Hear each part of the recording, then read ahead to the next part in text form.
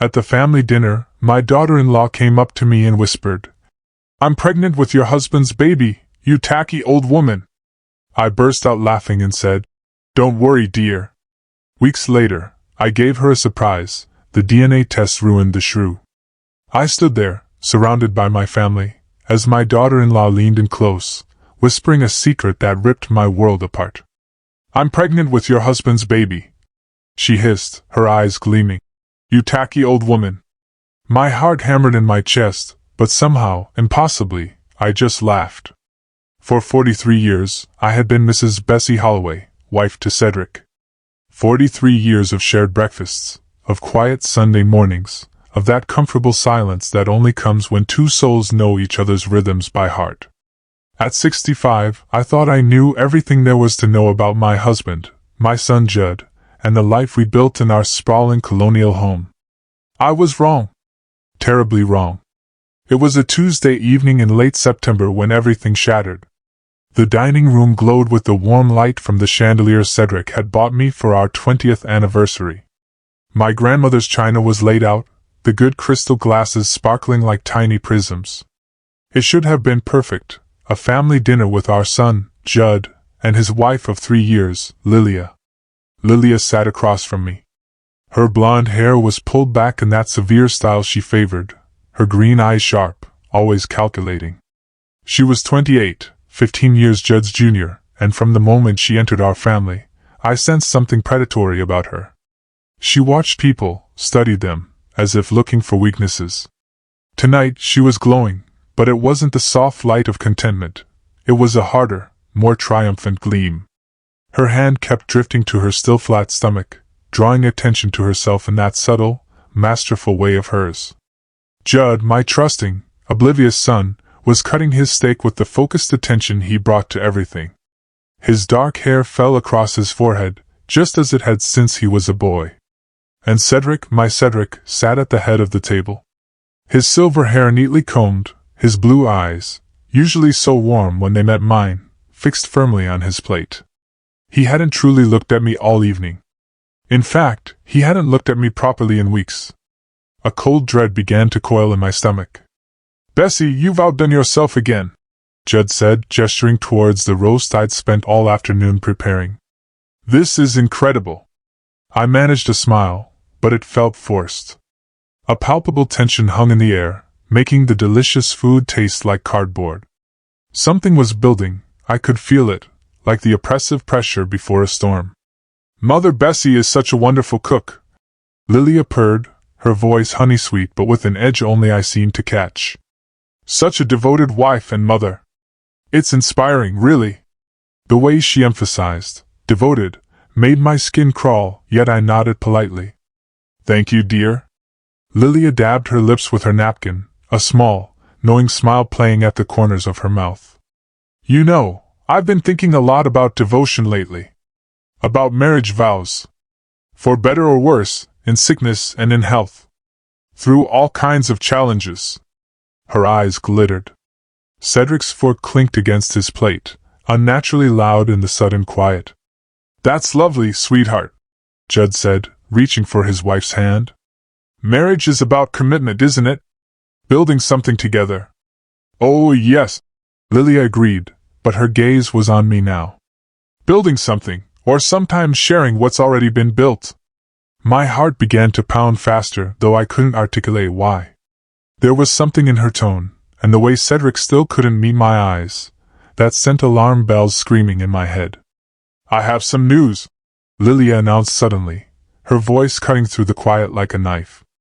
"News that will change everything for our family." Judd straightened in his chair, his face lighting up with anticipation. "What is it?" Lilia stood gracefully, smoothing down her dress. "I'm pregnant." The words hit the room like a physical blow. Judd's face transformed with pure joy. He leapt up to embrace his wife. "Lilia, that's wonderful. That's... Mom, Dad, you're going to be grandparents." I should have been overjoyed. I should have been crying happy tears, rushing to hug her, planning nursery colors and baby showers. Instead, something cold and ugly twisted in my stomach as I watched Lilia's eyes over Judd's shoulder. She was watching Cedric. And there was something raw, something utterly triumphant in her expression. "Congratulations," I managed, my voice sounding foreign even to my own ears. But Lilia wasn't finished. As Judd released her and moved to pour champagne for a toast, she walked slowly around the table. She stopped beside my chair, leaning down as if for a congratulatory hug. Instead, her lips brushed my ear, and she whispered words that would haunt me for weeks. "I'm pregnant with your husband's baby, you old fool." The world tilted. My hands gripped the edge of the table so hard my knuckles went white. But somehow, impossibly, I laughed. A bright, clear sound that rang through the dining room. "Don't worry, dear," I heard myself say, my voice steady despite the earthquake happening inside my chest. "Everything will work out just fine." Lilia pulled back, confusion flickering across her features. She had expected tears, accusations, drama. My calm response had utterly thrown her off balance. But as I looked across the table at my husband, my Cedric, who still couldn't meet my eyes, I felt something die inside me. The last of my trust, perhaps, the final thread of certainty about the life I thought I'd built. Judd was still talking, raising his glass, beaming about new beginnings and growing families. His happiness was so pure, so genuine that it broke my heart all over again. How long had this been going on? How many lies had I been living with? I raised my own glass with a steady hand, smiled at my son, and felt my world crumble into dust around me. The rest of dinner passed in a blur. I responded when spoken to, smiled when expected, played the part of the surprised but delighted mother-in-law. But inside I was screaming. When they finally left, Judd chattering excitedly about cribs and college funds, Lilia shooting me one last satisfied look, I stood in my kitchen, loading the dishwasher with mechanical precision. Cedric appeared in the doorway, his shoulders slumped with exhaustion. "Bess," he started, his voice rough. "Not tonight," I said without turning around. "I can't do this tonight." I heard him sigh, heard his footsteps retreat up the stairs to the bedroom we had shared for over 4 decades. But I couldn't follow him. Not yet. Maybe not ever. Instead, I stood alone in my kitchen, surrounded by the remnants of what had been my last innocent family dinner, and wondered how long I had been living with strangers. Sleep didn't come that night. I lay in our king-sized bed, listening to Cedric's breathing beside me, wondering if the man I had shared my life with was a stranger. Every small sound, the creak of the house settling, the distant hum of the refrigerator, seemed amplified in the darkness. When morning came, I moved through my usual routine like an actress playing a part. Coffee for 2, eggs over easy for Cedric, whole wheat toast cut diagonally the way he preferred. We sat across from each other at our small breakfast table, the morning sun streaming through the kitchen windows, and I studied his face like I was seeing it for the first time. "Sleep well?" he asked, not looking up from his newspaper. "Fine," I lied. The silence stretched between us, heavy with everything we weren't saying. Finally, Cedric folded his paper and stood. "I'll be working in the garden today. The roses need attention before the first frost." Working in the garden. How many times had he said those exact words over the past few months? I watched him walk away, noting the slight stoop to his shoulders that hadn't been there a year ago. At 72, he was still handsome, in that distinguished way that had first caught my attention at a church social 45 years ago. But now, I wondered if I had ever really known the man behind that familiar face. After he left, I sat alone with my cooling coffee and let my mind drift back over recent months, searching for clues I had missed. They were there, like pieces of a puzzle I had been too naive to assemble. 3 months ago, Cedric had started showering at odd times. Not just his usual morning routine, but suddenly after working in the yard or before dinner when we weren't going anywhere special. When I asked, he'd said he didn't want to smell like soil and fertilizer. 2 months ago, I had found a credit card statement with charges I didn't recognize. A florist in the next town. A jewelry store I'd never heard of. When I asked Cedric, he said he was planning surprises for my birthday. My birthday was still 4 months away. But I chose to believe him. 6 weeks ago, Lilia had started dropping by more frequently, always when Judd was at work, always with some excuse about wanting to learn family recipes or asking for advice about marriage. She would stay for hours, and I'd often find her and Cedric having quiet conversations that stopped abruptly when I entered the room. "Just talking about the garden," Cedric would say. "Lilia is interested in learning about roses." But Lilia had never shown any interest in gardening before.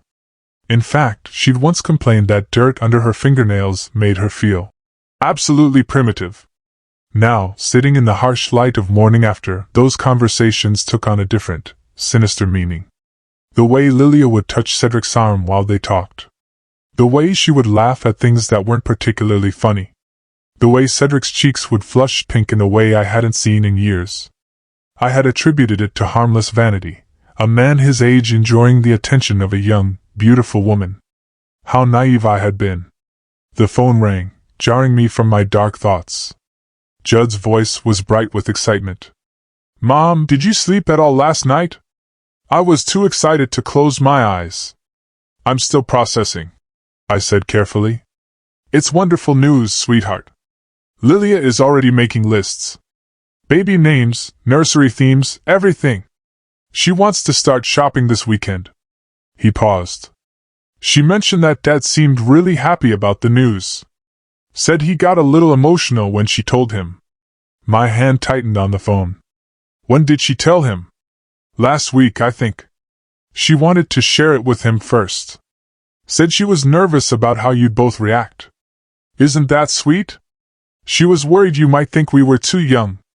Last week, she had told Cedric about the pregnancy a full week before announcing it to the family. Why would she do that unless... "Mom? You still there?" "Yes," I managed. "Just thinking about everything we'll need to do to get ready." After I hung up, I sat staring at the phone, pieces of the puzzle clicking into place with sickening clarity. The private conversation. Cedric's strange behavior. Lilia's triumphant expression at dinner. I needed to know the truth, but I couldn't bear to confront Cedric directly. Not yet. If I was wrong, if my suspicious mind was creating problems where none existed, I could destroy my marriage over nothing. But if I was right... I spent the rest of the morning in a fog, mechanically cleaning rooms that were already spotless, folding laundry that didn't need to be folded. Through the kitchen window, I could see Cedric in his garden, pruning the roses with careful, practiced movements. Marcus, our gardener, worked nearby, trimming the hedges with the quiet efficiency I had come to appreciate over the past year. Marcus was a gentle soul, maybe 35 or 40, with kind brown eyes and work-roughened hands. He lived in a small apartment above the garage behind the Martinez house next door, taking care of several properties in our neighborhood. Cedric had hired him after our previous gardener retired, and I had grown fond of his polite manner and dedication to making our yard beautiful. Now I watched him work and wondered if he knew. If he had seen things. If the whole neighborhood knew what was happening in my marriage before I did. Around noon, Lilia's silver sedan pulled into our driveway. She emerged wearing a flowing sundress that emphasized her still slender waist, her blonde hair catching the sunlight as she walked not toward the front door, but around the side of the house toward the back garden. This was my chance. I slipped downstairs and positioned myself where I could see the garden through the kitchen window. Lilia was walking toward Marcus, who was raking leaves near the old oak tree. They began talking, their body language suggesting a familiarity that surprised me. I hadn't realized they knew each other well. Their conversation was brief but intense. Marcus kept shaking his head while Lilia seemed to be insisting on something. At one point, she reached into her purse and pulled out what looked like an envelope. Marcus looked around nervously before taking it and shoving it into his jacket pocket. Money. She was giving him money. But why would Lilia be paying our gardener? Cedric handled all the household expenses, including Marcus's wages. Before I could process this fully, another car pulled into the driveway. Judd's blue Honda. I watched my son get out and wave to his wife, who immediately broke away from Marcus and hurried toward him with a bright smile. "Surprise!" I heard her call out as she threw her arms around him. Judd laughed, spinning her around. What are you doing here, beautiful? I wanted to check on the garden with Marcus, she said smoothly. You know how I've been wanting to learn more about plants since we found out about the baby. It was perfectly reasonable, perfectly innocent. But I had seen the envelope. Seen Marcus's nervous glances. This wasn't about gardening. As they walked toward the house, I quickly moved to the living room and pretended to be reading a magazine. They came through the front door, Judd's arm around his wife's waist, both of them glowing with happiness. Mom! Judd called out. Look who I found plotting with our gardener. Plotting? I tried to keep my voice light. Lilia laughed, that tinkling sound that always seemed slightly forced. I was asking Marcus about what flowers would be best for a baby's room. I thought maybe we could plant a little garden for our son or daughter. Our son or daughter? But the baby wasn't Judd's, was it? The baby was. That's lovely, I heard myself say. Marcus is very knowledgeable. He is. Lilia agreed, her eyes meeting mine with something that might have been challenge. He's been so helpful. So understanding. There was something in the way she said, understanding, that made my skin crawl. Like it meant something more than the obvious. They stayed for lunch. Judd, chattering excitedly about baby preparations while Lilia sat quiet and watchful. Every few minutes her gaze would drift toward the window that looked out on the garden where Marcus was still working. She seemed nervous, distracted. Not like the confident woman who had dropped her bombshell at dinner 2 nights ago. Everything okay, sweetheart? Judd asked, noticing his wife's distraction. Just tired, she said quickly. Pregnancy hormones, you know. But I was studying her face, and tired wasn't what I saw. I saw calculation. Worry. The expression of someone whose carefully laid plans might be going awry. After they left, I watched Marcus work for another hour. He seemed agitated, glancing frequently toward the house, toward the street, toward his truck parked at the curb. Whatever Lilia had given him in that envelope, it had disturbed him. That evening, when Cedric came home from his appointment, he seemed distracted. He barely touched his dinner, pushing food around his plate, while staring off into space. Everything okay? I asked, echoing Judd's earlier question. Fine, he said automatically. Just thinking about the garden. Might need to replant the rose bed next spring. But he wasn't thinking about roses. His mind was clearly elsewhere, and the lines around his eyes seemed deeper than they had that morning. The phone rang just as we were clearing the dinner dishes. Cedric answered, and I watched his face go pale as he listened. Yes, he said quietly. Yes, I understand. Tomorrow evening I'll be there. He hung up and stood for a moment, his hands still on the phone. Who was that? I asked. No one important, he said, but his voice was strained. I need to run an errand tomorrow after dinner. An errand at night? After 43 years of marriage, my husband had never been one for mysterious evening errands. The next evening, Thursday, I watched from our bedroom window as Cedric backed out of the driveway at 7:30. He'd been quiet all day, distracted and jumpy. When I asked where he was going, he mumbled something about meeting someone about garden supplies. Garden centers weren't open at 7:30 in the evening. 20 minutes after he left, I heard voices in our backyard. Peering through the curtains, I saw Lilia and Marcus standing near the garden shed, their conversation urgent and heated. Even from a distance, I could see that Marcus was upset, gesticulating wildly, while Lilia stood with her arms crossed.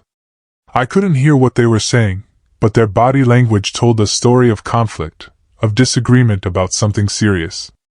At one point, Marcus threw his hands up in apparent frustration and started walking toward his truck. Lilia followed him, grabbing his arm. They argued for another few minutes before Marcus shook his head one final time and got in his truck. As he drove away, Lilia stood alone in my backyard, her face illuminated by the security light, looking nothing like the sweet, innocent young woman my son had married. She looked calculating, desperate, dangerous. When Cedric returned an hour later, he was even more withdrawn than before. He went straight to his study and closed the door. I could hear him making phone calls, his voice low and urgent, but I couldn't make out the words. I lay awake that night, staring at the ceiling, trying to piece together what I had witnessed: the secret bank account, the envelope of money Lilia had given Marcus, the mysterious phone call and Cedric's evening errand, the heated argument between Lilia and Marcus. None of it made sense if this was simply about an affair. But what if it wasn't about an affair at all? What if something much more complicated was happening right under my nose? The next morning, Friday, I made a decision that would change everything. I was going to follow Cedric when he left the house. I was going to find out where these mysterious errands were taking him. But first, I was going to search Judd's old room, the room where Lilia sometimes stayed when she visited during the day, because I was beginning to suspect that my daughter-in-law's secrets went far deeper than pregnancy and adultery. And I was right. Friday morning arrived, gray and drizzling, matching my mood perfectly. Cedric left early for what he claimed was a hardware store run, but I'd stopped believing his explanations. After his car disappeared down our tree-lined street, I climbed the stairs to Judd's old room with a sense of grim purpose I hadn't felt in days. The room had been redecorated when Judd moved out, transformed from teenage chaos into a pristine guest room with pale blue walls and white furniture. But Lilia had made it her own in small ways during her frequent visits: a silk scarf draped over the dresser mirror, expensive lotion on the nightstand, a stack of magazines on the window seat. I started with the dresser, checking each drawer carefully. Clothes, jewelry, nothing unusual. But in the bottom drawer, beneath a stack of designer sweaters, my fingers found something unexpected: a manila folder, hidden like contraband. Inside were documents that made my blood run cold. Bank statements from an account in Judd's name, showing transactions I knew my son had never made. Large withdrawals, always in cash, dating back almost 8 months. The amounts were staggering: $15,000, $20,000, $25,000. More money than Judd made in half a year.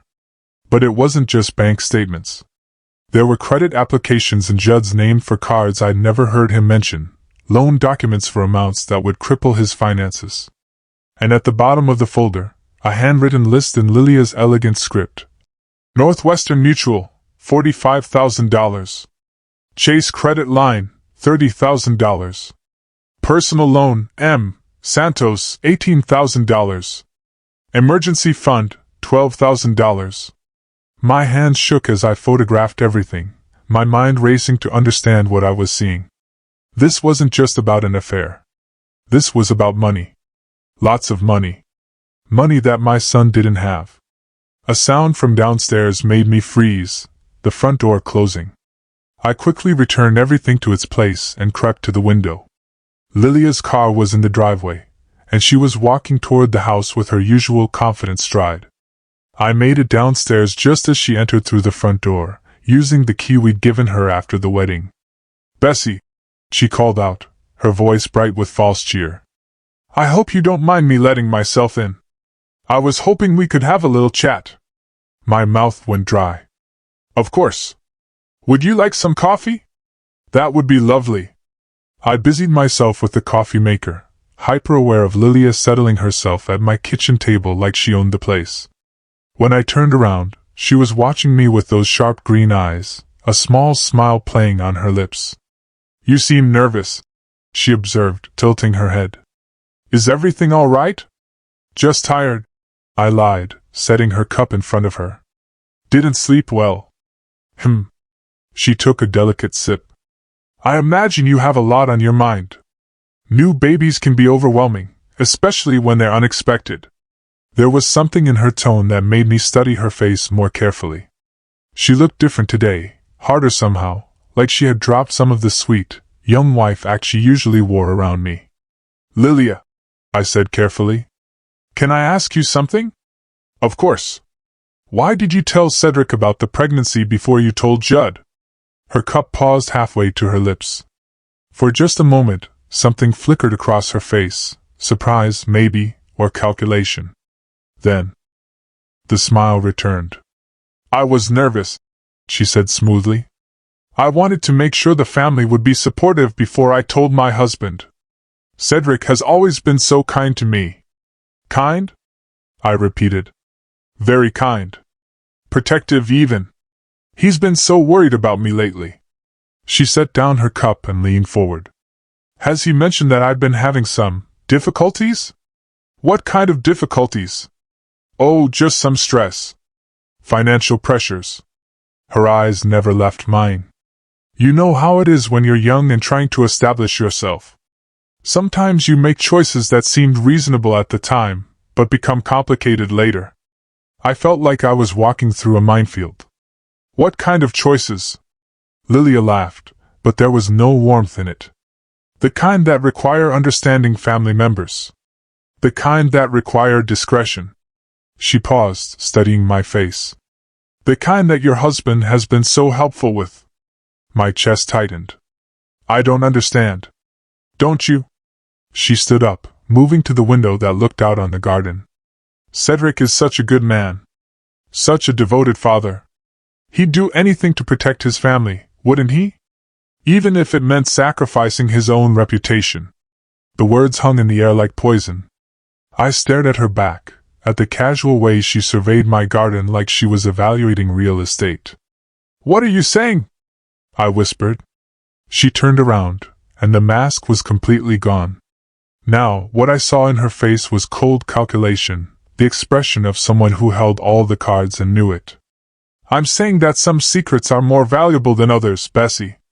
And some people will pay dearly to keep those secrets buried. Before I could respond, the sound of voices outside caught our attention. Through the window, I could see Cedric and Marcus having what looked like an intense conversation near the tool shed. Cedric was gesturing emphatically while Marcus kept shaking his head. Lilia's face changed, a flash of something that might have been panic crossing her features. Excuse me, she said quickly, heading for the back door. I need to speak with them. I followed her outside, staying close enough to hear, but trying to appear casual. The conversation stopped abruptly when Lilia approached, but the tension in the air was thick enough to cut. Is everything all right? Lilia asked, but her voice was sharp with warning. Marcus looked between Cedric and Lilia, his face troubled. I can't keep doing this, he said quietly. This isn't right. Judd's a good man. He doesn't deserve. Marcus! Lilia's voice was ice cold. We've discussed this. You've discussed what? I asked, stepping closer. The three of them turned to look at me, and I saw guilt written across all their faces, though in very different ways. Marcus looked sick with remorse. Lilia looked angry at being interrupted. And Cedric? Cedric looked like a man who had been carrying a terrible burden for far too long. Bess, he said, his voice ragged. You shouldn't be out here. In my own backyard. I kept my voice steady despite the chaos in my chest. What exactly have you all discussed that I shouldn't hear? Silence stretched between us, filled only by the sound of rain pattering on the leaves above our heads. Finally Marcus spoke. I can't do this anymore, he said, looking directly at me. Mrs. Holloway. There are things you need to know. Things about. That's enough, Lilia snapped. Marcus, we had an agreement. What agreement? I demanded.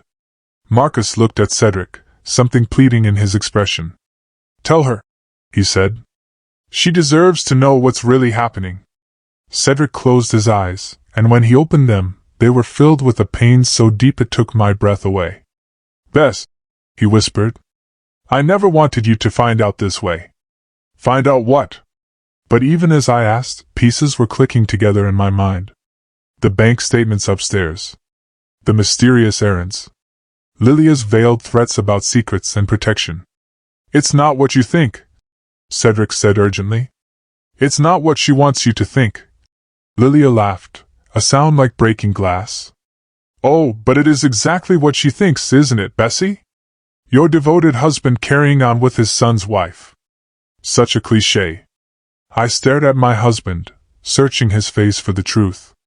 Cedric, I'm not having an affair, he said, his voice breaking. Bess, I would never.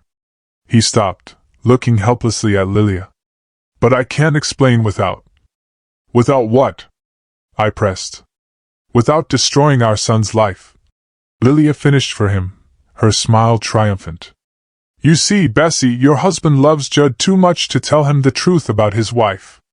About what I've been doing. About what I know. The world seemed to tilt around me again. What you know about what? Marcus stepped forward, his face pale but determined. About the money, he said quietly. About what Judd's been doing to pay his gambling debts. About the accounts she made him open, the loans she convinced him to take out. Marcus! Lilia warned. But Marcus continued, the words pouring out like he'd been holding them back for months. She's been blackmailing Mr. Holloway, threatening to destroy Judd if he doesn't cooperate with her lies, making him pretend to be having an affair to cover up what she's really been doing. My legs nearly gave out. I grabbed the fence post for support, staring at the three faces in front of me. Gambling debts? Cedric nodded miserably. Online poker, sports betting. It started small, but... He spread his hands helplessly. He owes over $100,000, Bess, to dangerous people.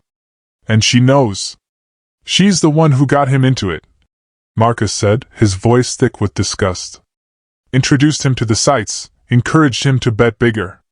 Then when he was in too deep, she offered to help, for a price. I looked at Lilia, who was watching this revelation with something that might have been amusement. What price? Silence, she said simply. Cooperation. A marriage that gives me access to your family's resources. Her hand moved to her stomach. An insurance for the future. The baby, I whispered. Isn't Judd's? It's mine, Marcus finished quietly. The silence that followed was deafening. Rain continued to fall around us, but I barely noticed. Everything I thought I knew about my family, about my marriage, about the past few months, was crumbling like sand. Lilia clapped her hands slowly, mockingly. Well, she said, I guess the cat's out of the bag now. The question is, Bessie, what are you going to do about it? Midway subscribed line asterisk as I wrestled with this fresh wave of dread and calculated her next move, a thought crossed my mind. If you're finding yourself completely hooked by these twists and turns, trust me, you won't want to miss what comes next. Make sure you hit that subscribe button. There are always more unbelievable stories waiting to be told. Main story, continued. The confrontation in the garden left me feeling like I'd been hit by a truck. I sat in my living room for hours after they all left, staring at nothing, trying to process the enormity of what I'd learned. My son was drowning in gambling debt. My husband was being blackmailed. My daughter-in-law was a calculating manipulator, pregnant with our gardener's child. And somehow, I was supposed to figure out how to handle this without destroying everyone I loved. The next few days passed in a strange, suspended reality. Cedric and I moved around each other like ghosts, both of us knowing that everything had changed, but neither quite ready to address it. He tried to explain several times, approaching me with that haunted look in his eyes. But I held up my hand each time. Not yet, I told him. I need to think. And I did think. Constantly. About Judd's gambling, about how I'd missed the signs of his addiction.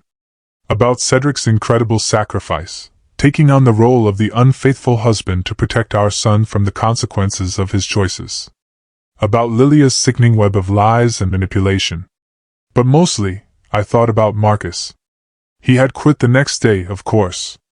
Left a note saying he was moving back to his hometown, that his services were no longer needed. I found the note tucked under a flower pot by the back door, his handwriting shaky and apologetic.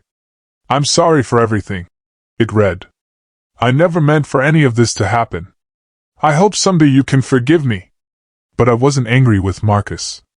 If anything, I felt sorry for him. Lilia was like a spider, and he had simply been another fly caught in her web.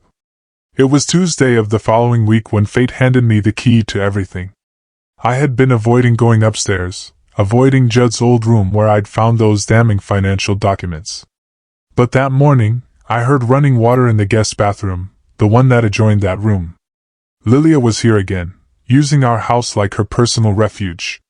I waited until I heard her go downstairs, then went to check that she hadn't left the water running. It was a silly excuse, but I needed to do something. Needed to feel like I had some small measure of control in this chaos. The bathroom was pristine as always after one of Lilia's visits. She was meticulous about cleaning up after herself, leaving no trace of her presence except the faint scent of her expensive perfume. But this time, she had left something behind. It was tucked behind the toilet, probably fallen from her purse, a long white envelope, slightly crumpled. My heart started racing before I even opened it. Some instinct telling me that this was important. Inside was a single sheet of paper with the letterhead of Gene Tech Laboratories. A DNA test result, dated just 3 days ago. My hands trembled as I read the clinical language that spelled out the truth in black and white. Paternity test results. Mother, Lilia Catherine Holloway. Child, unborn, via amniocentesis. Asterisk alleged father 1, Judd Michael Holloway. Excluded. Probability of paternity, 0%. Asterisk alleged father 2, Marcus Daniel Santos. Not excluded. Probability of paternity, 99.97%. Asterisk I sank onto the closed toilet seat, the paper shaking in my hands. Here it was. The proof I needed. The baby wasn't Judd's. It wasn't even Cedric's, as Lilia had claimed. It was Marcus's child. But why did she have a paternity test? If she was planning to pass the baby off as Judd's, why risk confirming the truth? The answer came to me in a flash of horrible clarity. Insurance. This was her insurance policy. Her proof that she could destroy our family whenever she chose. She could produce this test at any time, claim that Cedric had forced her to lie, paint herself as the victim of a powerful older man. She was covering all her bases, making sure she had leverage no matter what happened. I heard footsteps on the stairs and quickly folded the paper, slipping it into my cardigan pocket. By the time Lilia appeared in the bathroom doorway, I was calmly checking the faucet. "Bessie," she said, her voice carefully neutral. "I didn't know you were up here." "Just making sure everything's turned off properly," I said, meeting her eyes in the mirror. "You know how these old pipes can be." She nodded, but I could see calculation in her expression. She was wondering if I'd found anything, if I'd seen something I shouldn't have. "How are you feeling?" I asked, turning to face her. "With the pregnancy, I mean." "Fine," she said carefully. "A little tired. The doctor says everything looks normal." "That's good. When is your next appointment?" "Next week." She paused. "Judd's coming with me. He's so excited to see the ultrasound." My heart broke for my son. His joy was so pure, so genuine, and it was all built on lies. "Lilia," I said softly, "isn't there anything you want to tell me?" For just a moment, her mask slipped. I saw uncertainty there. Maybe even a flicker of guilt. But then the cold calculation returned. "Like what?"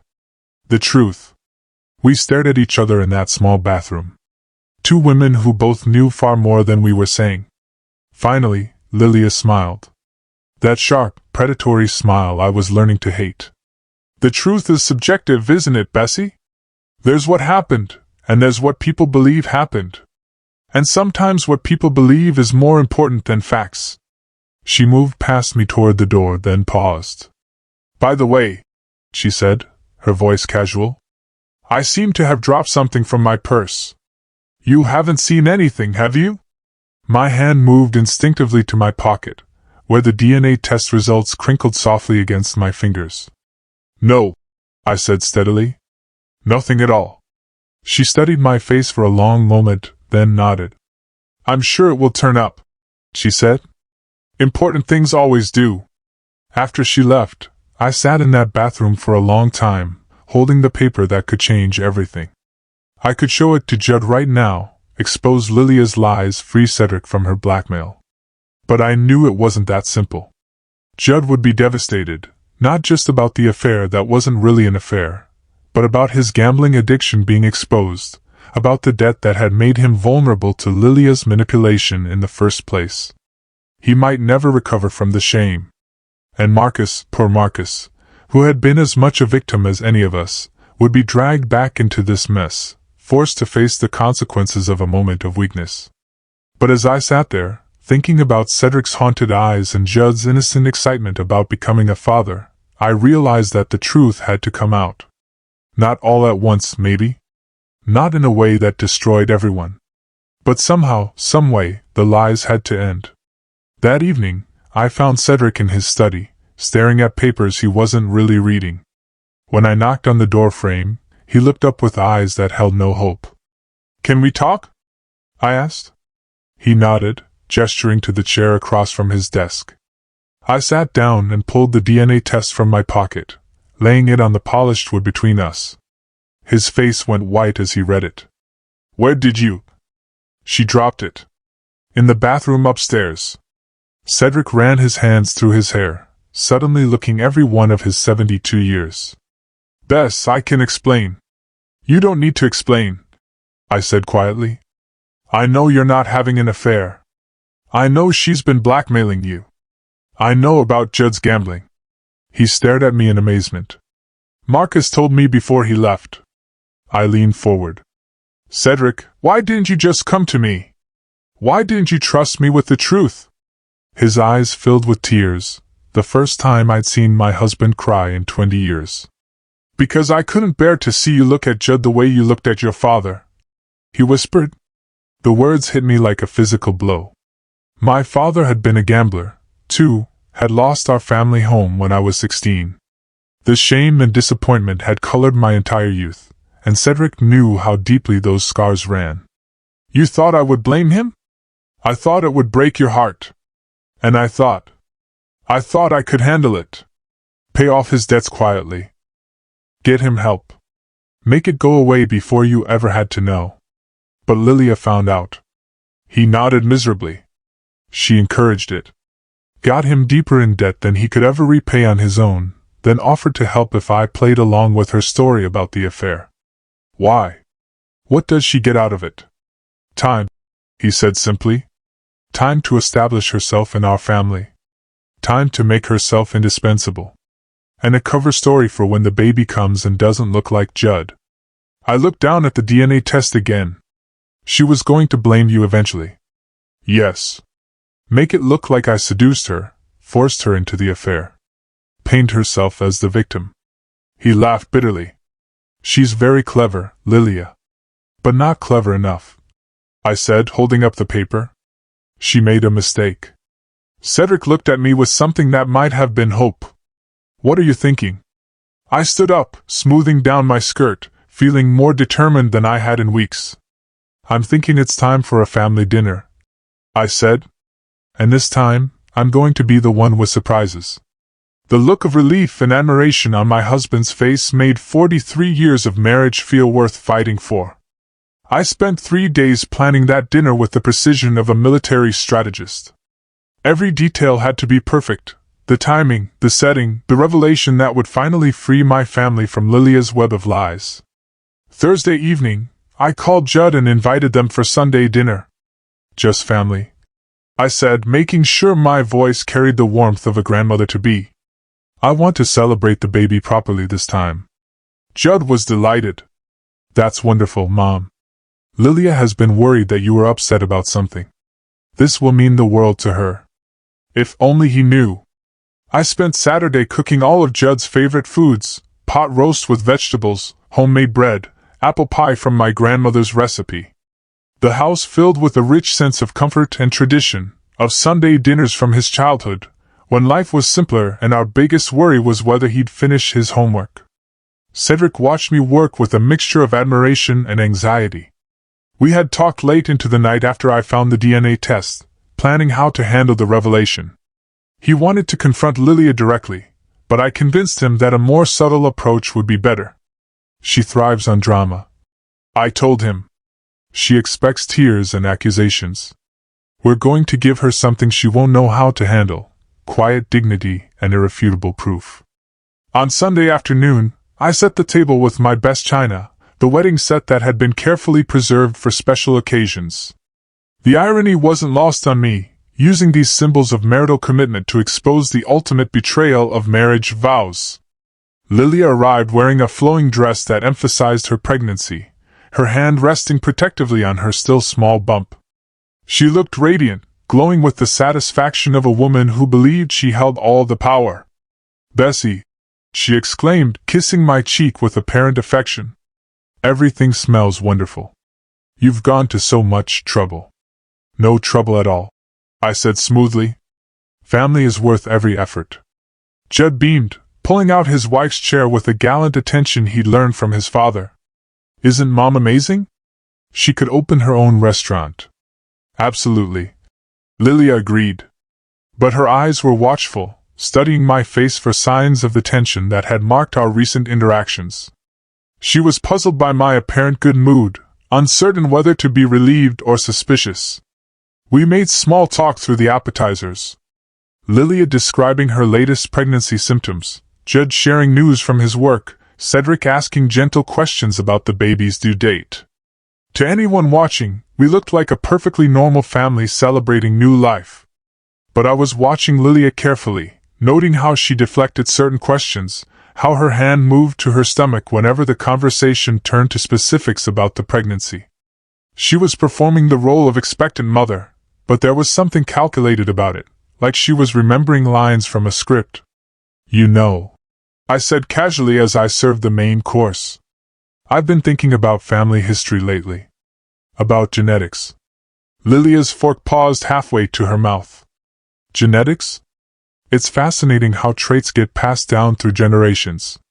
Eye color, hair texture, facial features." I smiled at Judd. "You have your father's eyes, but my stubborn chin." Judd laughed. "Thanks for that, Mom. I wonder what the baby will look like."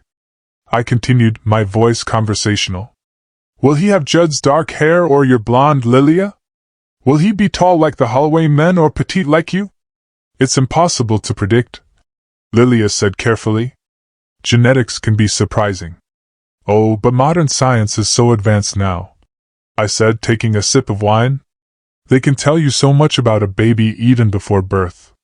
DNA testing. Paternity confirmation. It's really quite remarkable." The word paternity hung in the air like a bomb waiting to explode. Lilia went very still, her face carefully blank. Cedric set down his fork, recognizing that we had reached the crucial moment. "DNA testing?"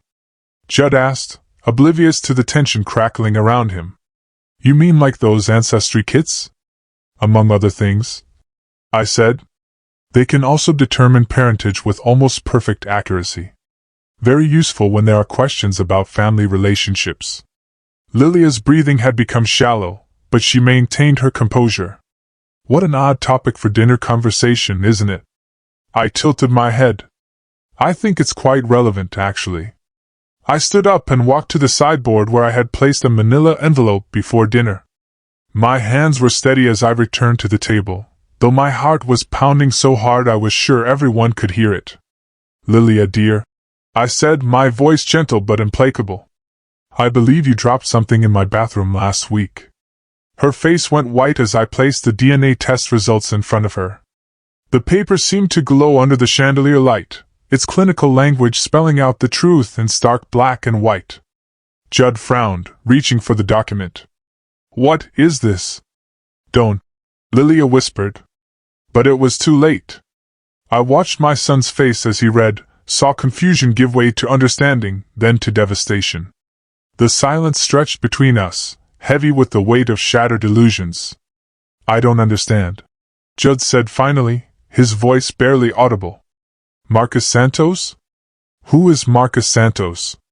"Our former gardener," Cedric said quietly. Judd looked up at his wife, his eyes pleading for an explanation that would make this nightmare make sense. "Lilia." She sat frozen, trapped between denial and confession, her carefully constructed world crumbling around her. "The baby isn't your son," I said gently. "It never was." What followed was the most painful hour of my life. Judd's face crumpled as the truth sank in. Not just about the baby, but about everything. The gambling debts that had made him vulnerable, the manipulation that had trapped him in Lilia's web, The way his shame about his addiction had been used against him. Lilia tried to salvage the situation, spinning a desperate story about being forced into the affair, about Cedric taking advantage of her vulnerability. But the lies sounded hollow now, transparent in the face of documented proof. "You planned this," Judd said slowly, the pieces clicking together in his mind. "You knew about my gambling problem. You encouraged it." "I was trying to help you," Lilia protested. "By getting me deeper in debt?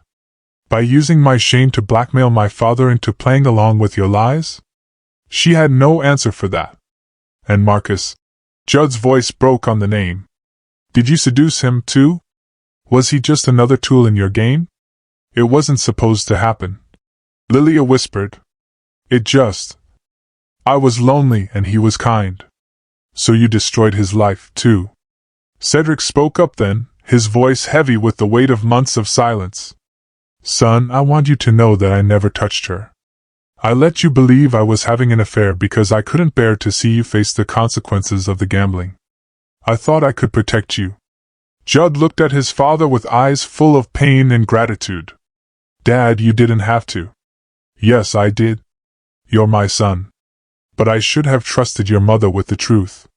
Should have trusted you to be stronger than your mistakes." The cleanup was swift and decisive. Lilia packed her things that very evening, her suitcases stacked by the front door like a fortress of failure. She had nowhere to go, no family who would take her in, no friends who weren't connected to the lies she had told. "What about the baby?" she asked desperately as Judd loaded her belongings into her car.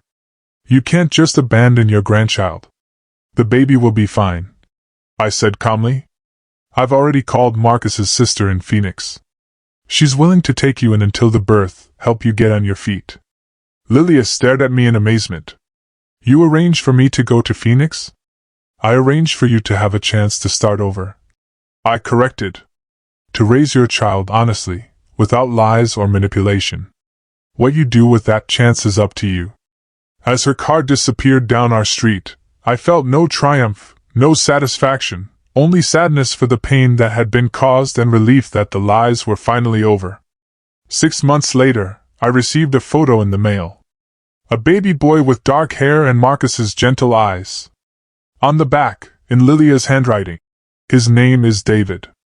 Thank you for giving me a second chance." Judd had started going to Gamblers Anonymous, facing his addiction with the same determination he brought to everything else in his life. Cedric and I were closer than we had been in years, our marriage strengthened by the truth we had finally shared. And our real grandchild, the one born to parents who loved each other honestly, she arrived 8 months after that terrible dinner. A beautiful girl with Judd's dark eyes and his new wife Sarah's infectious laugh. Sometimes the greatest victories are the quietest ones. Not the dramatic confrontations or public revelations, but the simple act of choosing truth over lies, forgiveness over revenge, and love over the fear of being hurt. I learned that at 65, it's never too late to fight for your family. And sometimes the most powerful weapon isn't anger or accusation, but the quiet dignity of a woman who knows her own worth and refuses to let anyone diminish it. In the end, I didn't destroy Lilia. I simply removed her power to destroy us. And that made all the difference. Call to action, CTA. So, I have to ask you, what would you have done in my place? When your entire world is built on a foundation of lies, how do you even begin to rebuild? Let me know your thoughts in the comments below. I really want to hear what you think.